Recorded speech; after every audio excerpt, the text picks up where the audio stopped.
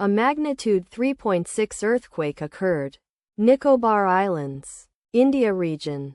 51 kilometers NW of Sabang, Indonesia or 87 kilometers NNW of Banda Aceh, Indonesia. On Sunday, the 6th of July 2025, at 13 hours 8 minutes and 50 seconds local time, the quake had a depth of 10 kilometers and was not felt, or at least not reported so.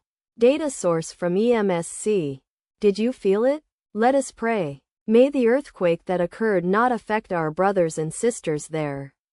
May the earthquake not happen again. And may God protect everyone. Amen.